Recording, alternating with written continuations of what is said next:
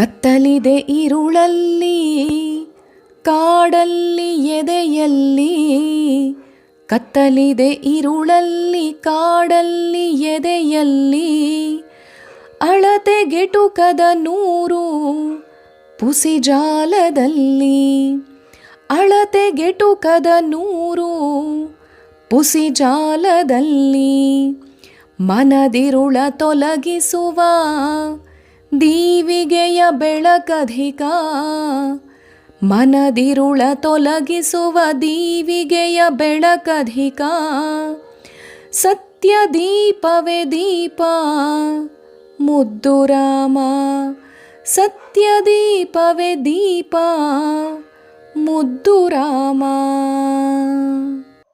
ಕತ್ತಲಿದೆ ಇರುಳಲ್ಲಿ ಕಾಡಲ್ಲಿ ಎದೆಯಲ್ಲಿ, ಅಳತೆಗೆಟುಕದ ನೂರು ಪುಸಿಜಾಲದಲ್ಲಿ.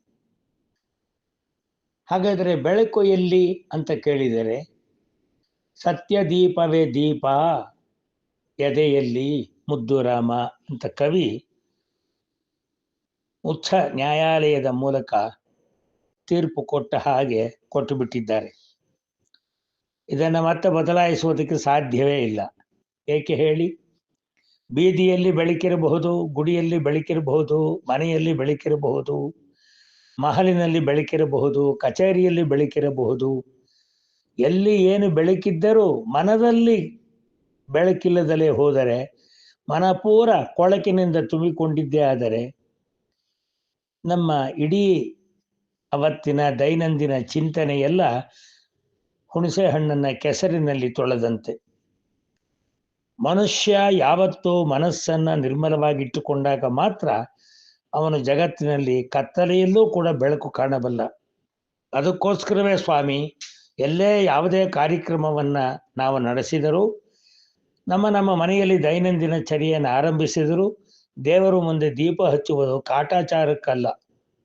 ಅಸತೋಮ ಸದ್ಗಮಯ, ತಮಸೋಮ ಜ್ಯೋತಿರ್ಗಮಯ, ಮೃತ್ಯೋರ್ಮ ಅಮೃತಂಗಮಯ ಅಂತ ಹೇಳ್ತೀವೋ ಇಲ್ವೋ? ಅಜ್ಞಾನ ತಿಮಿರಾಂಧಸ್ಯ ಜ್ಞಾನಾಂಜನ ಶಲಾಕಯ ಚಕ್ಷುರ್ ಉನ್ಮೀಲಿತಂಗೇನ ತಸ್ಮೈ ಶ್ರೀ ಗುರವೇ ನಮಃ. ಅಜ್ಞಾನ ಕತ್ತಲೆಯಿಂದ ಕುರುಡಾಗಿರುವ ನಮಗೆ ಸುಜ್ಞಾನದಿಂದ ಕಣ್ತೆರೆಸುವಾತನೇ ನಿನಗೆ ನಮನ ಅಂತೀವಿ. ಆದ್ದರಿಂದ ಹೊರಗಿನ ಬೆಳಕು ಬೆಳಕಲ್ಲ, ಅಂತರಂಗದ ಬೆಳಕೇ ಬೆಳಕು. ಅದು ಬೆಳಗದಿದ್ದಲ್ಲಿ, ಆ ಕೊಳಕು ತೊಳೆಯದಿದ್ದಲ್ಲಿ ನಮ್ಮ ಜೀವನಕ್ಕೆ ಯಾವತ್ತೂ ಕೂಡ ಥಳುಕು ಅನ್ನುವುದು ಚಳುಕು ಬಿಡಿಸಿದಂತೆ ಚಳುಕು ಹೊಡೆಯುತ್ತಲೇ ಇರುತ್ತದೆ ಎನ್ನುವುದನ್ನು ಮರೆಯಬೇಡಿ.